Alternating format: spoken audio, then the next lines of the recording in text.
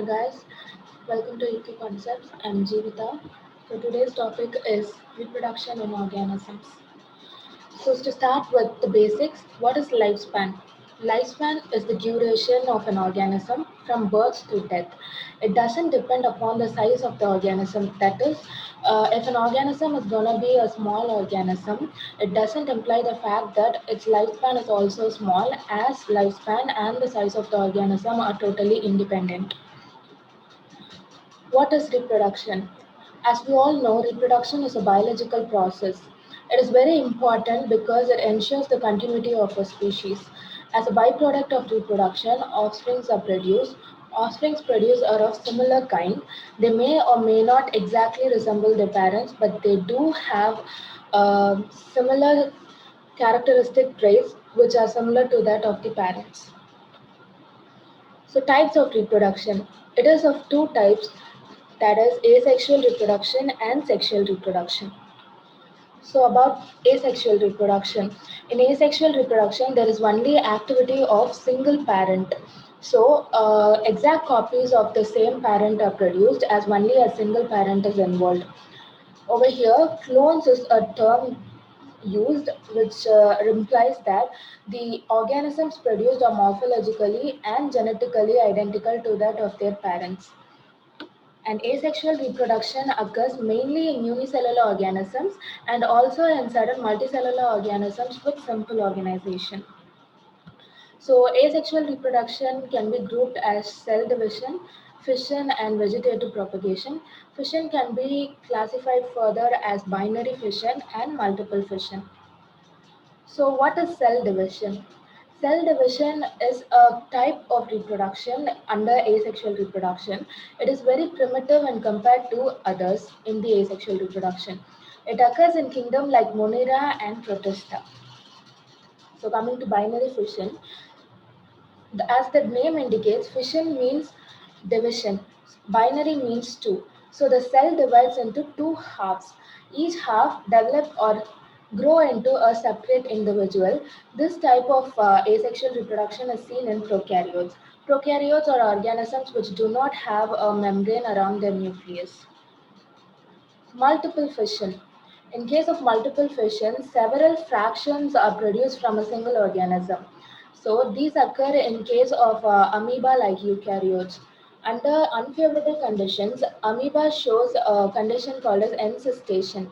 Encystation is the process in which the pseudopodia of the amoeba are withdrawn and a three-layered hard protective cyst is formed around its body.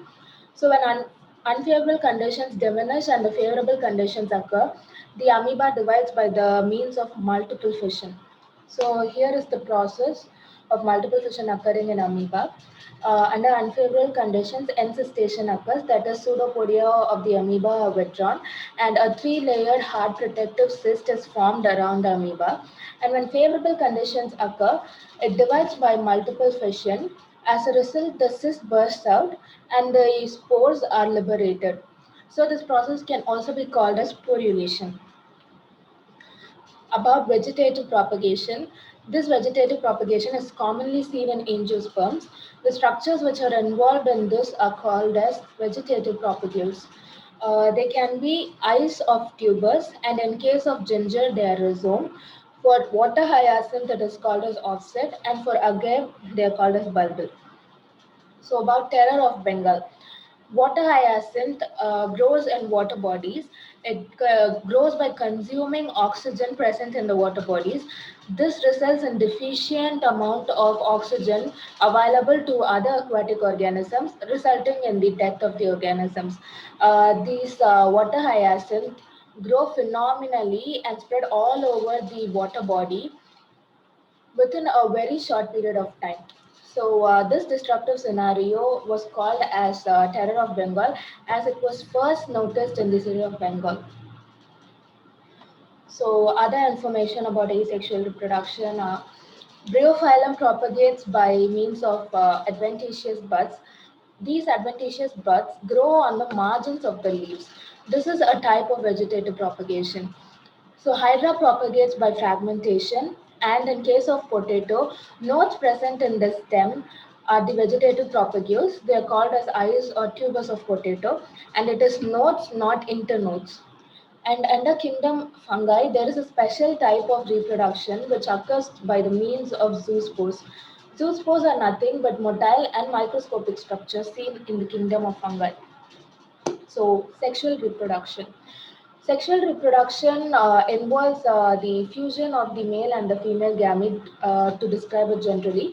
But to describe it, we can be defined as the process in which offsprings are created by combining the genetic information from two individuals of different or opposite sexes.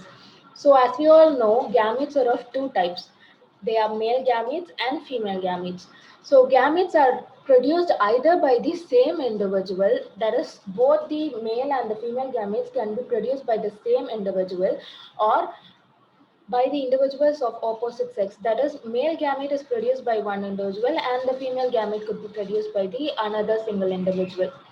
And certain cyclic changes occur in the ovary of accessory ducts, and these changes which occur in the primates are called as estrous cycle, and those in the non-primates are called as estrous cycle, and those in the primates are called as menstrual cycle. And in case of certain animals, these cyclic changes are seen only during certain favorable seasons, and these animals are termed as seasonal breeders.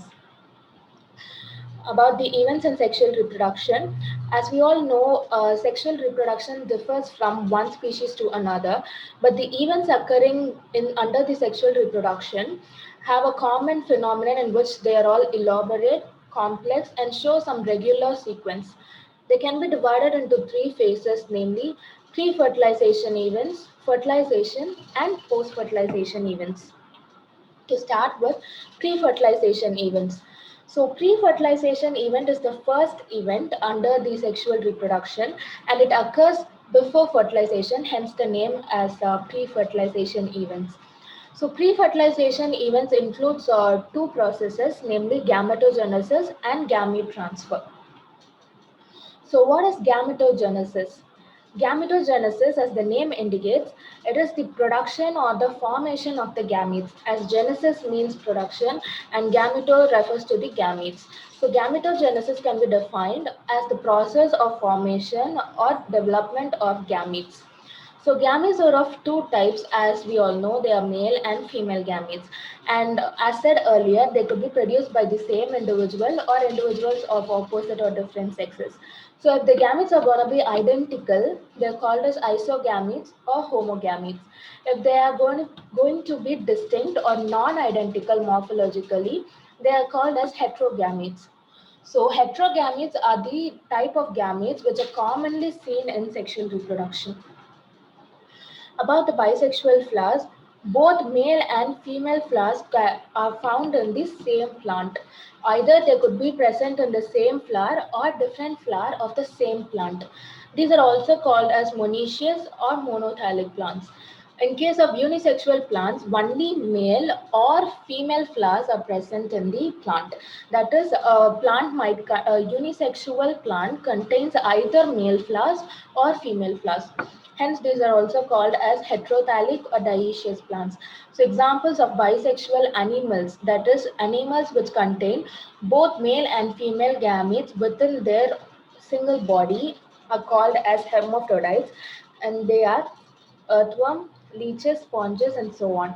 And coming to unisexual animals, where the animals contain either male gametes or female gametes, examples of cockroaches, slugs, squids, etc. So, cell division during pre-fertilization. So, gametes can be either haploid containing n number of chromosomes or diploid containing 2n number of chromosomes. Haploid gametes are seen in Monera, fungi, bryophytes like species, and diploid gametes are seen, as we all know, in humans, angiosperms, gymnosperms, pteridophytes, and so on. And in case of diploid individuals, that is individuals which contain 2n number of chromosomes, a special type of cell called myocytes are seen. These myocytes undergo meiosis to form haploid gametes. Meiosis is nothing but reduction division, where the number of chromosomes are reduced from 2n to n, resulting in the formation of haploid gametes. So, gamete transfer, as the name indicates, it is the physical transformation of the gametes. The gametes are transferred in order to facilitate the process of fertilization. So, the gametes should be close enough to each other and should be in contact with each other in order to facilitate the process of fertilization. So, mostly male gametes are the gametes which are motile, whereas the female gametes are stationary. So, this type of gamete transfer is seen in bryophytes and pteridophytes like species. But in some cases, both male and female gametes are motile. These are seen in fungi, algae, where both and male female gametes are motile. So, in case of seed plants, pollen grains are the mediators for the gamete transfer. That is, pollen grains present in the anther of the male flower are transformed to the stigma of the female flower. Pollen grains are called as the carriers of the male gamete. The pollen grain from the anther is transferred to the stigma of the female flower with the help of pollen tubes. So, in case of unisexual flowers, where the male and the female flowers are present in separate plants, a process called as cross pollination occurs where anther from male flower containing plant is transferred to the stigma of female flower containing another plant. So, what is fertilization? Generally, fertilization is the fusion of the male and the female gamete, resulting in the formation of a zygote. So, fertilization is very vital event in the sexual reproduction. Zygote is nothing but a cell which can undergo cell division to form a new individual. So, fertilization is also known as syngamy. Fertilization can either occur inside or outside the body of the organism, mainly in the female organisms, and it is called as internal fertilization if it occurs within the body, and external fertilization if it occurs outside the body of the female organism. So, internal fertilization occurs in reptiles, birds, fungi, angiosperms, and gymnosperms. And internal fertilization, the male gametes are generally motile. So the female gametes are mostly immotile. And coming to external fertilization, it occurs outside the body in medium like water, and a large amount of male gametes are released because the probability where the male gamete released meets female gamete is not 100%. So in order to compensate any loss, large number of male gametes are released. This type of external fertilization is seen in bony fishes and frogs. As a large amount of male gametes are released, there is also chances for a production of larger population of zygotes. So parthenogenesis. Parthenogenesis is a condition which doesn't come under either sexual or asexual reproduction. It is a special type of reproduction where only female gametes are involved and there is no activity of male gametes. So the female gametes alone undergo development and result in the formation of a zygote or an individual. So this occurs mainly in lower plants and invertebrate animals, and it is rarely seen in higher vertebrates. So invertebrates like rotifers, aphids, wasps, bees, and ants show this type of reproduction called as parthenogenesis. So post-fertilization events. Post-fertilization events occur after fertilization and hence they are termed as post-fertilization events. They include two processes, namely development of the zygote, which was produced during the fertilization, and embryogenesis. So development of the zygote can occur by means of any three life cycles listed below.